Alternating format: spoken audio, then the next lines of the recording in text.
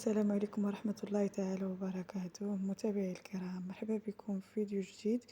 إن شاء الله وصفة اليوم عبارة عن هربل. غنحتاج زلافة ديال القمح اللي تيكون على هذا الشكل بطبيعة الحال منقي، وغنغسلو 3 ديال المرات باش يتحيد منه داك النشا، نزولو داك النشا اللي فيه على هذا الشكل.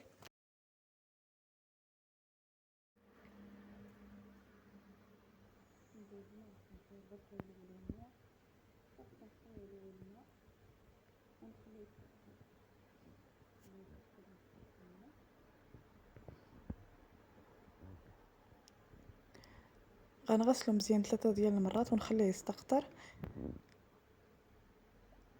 وغنخليه على جنب. بالنسبه للطنجره درت فيها تقريبا 2 اطرو ديال الماء، غنديرها حتى يغلى الماء ونرجع معكم.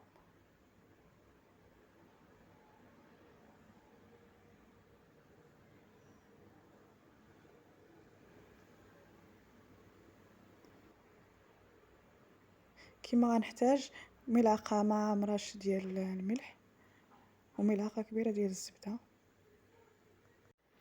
في هذا الاثناء الماء اللي درت في الطنجره غلا، غنضيف عليه داك القمح اللي غسلت مزيان من النشا،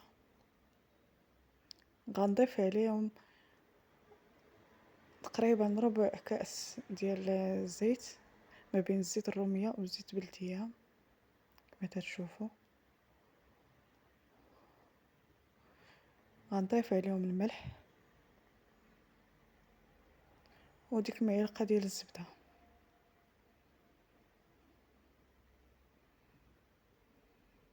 نحركهم شويه وغنخليهم يطيبوا على عافيه اللي تكون مهيله.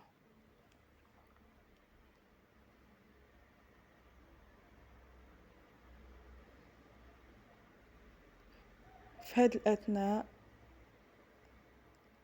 هربل وجد، غنضيف عليه تقريبا نصف لتر ديال الحليب.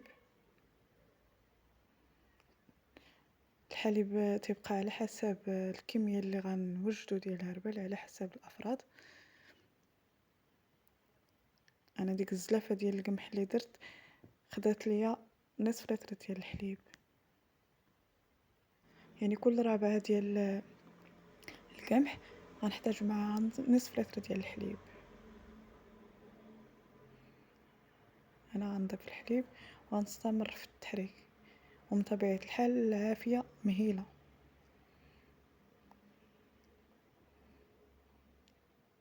فاش غنضيفوا الحليب يعني غير واحد 5 دقائق وغنطفيو عليه، يعني صافي وجد.